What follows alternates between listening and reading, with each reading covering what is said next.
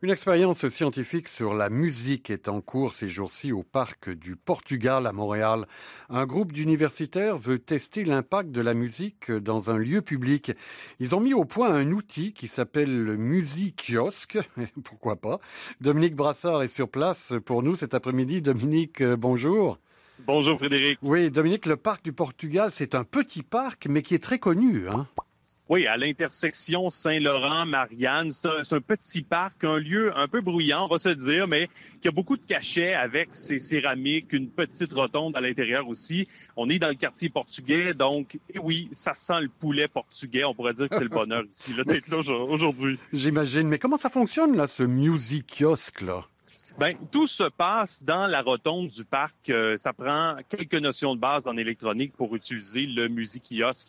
Et je vais laisser un pro, l'étudiant à la maîtrise, Louis Voreux, étudiant en génie électrique, qui nous explique un peu là, comment ça marche. Alors là, on marche dans le parc, on s'en va vers le kiosque à musique où est installé le dispositif Musikiosque. Donc Musikiosque, c'est un petit système où tu peux venir et mettre de la musique. Donc il y a des enceintes qui sont installées dans le plafond du kiosque. Le concept, c'est ça, ouais, que le son soit vraiment concentré à l'intérieur du kiosque pour des petits pique-niques entre amis ou des petites sessions de yoga. Vraiment que ce soit assez spontané, intimiste. C'est pas pour faire des concerts et ramener toute sa gang d'amis, quoi. Donc Louis, on arrive, on a le fil, on peut maintenant brancher un appareil là-dessus. Tout à fait, donc vous avez à votre disposition un câble jack, un mini jack que vous pouvez brancher dans votre appareil, là je le branche. Appareil cellulaire ou autre? Oui, toutes sortes d'appareils sonores, donc iPhone, iPad, votre ordinateur portable. Et il y a même un petit bouton pour ajuster le volume. Tout à fait, il y a un petit bouton, c'est vraiment très simple, c'est plus précis un peu, Et on démarre.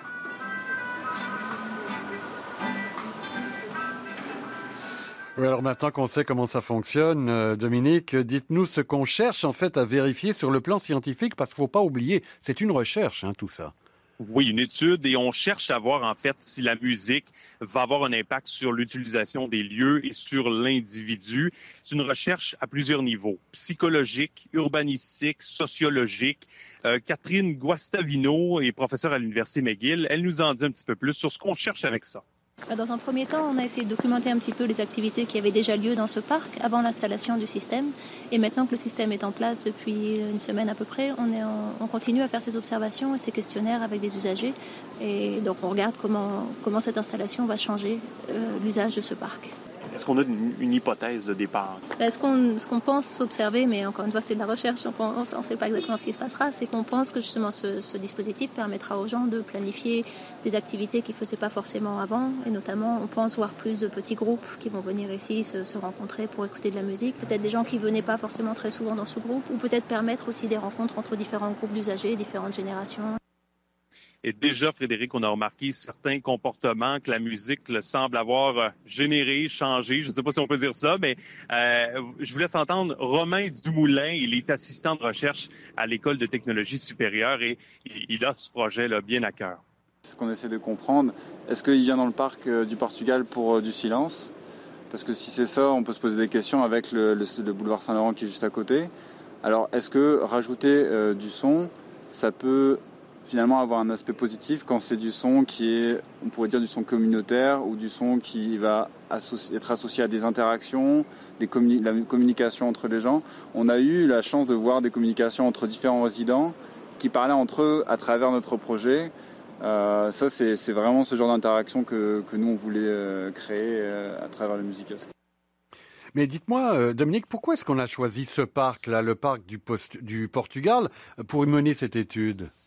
D'abord, tout simplement parce que c'est un lieu qui est bruyant. Ça peut sembler un peu étrange, mais quand même, on ne souhaite pas perturber un lieu qui est totalement silencieux. Là, c'est pas ça le but.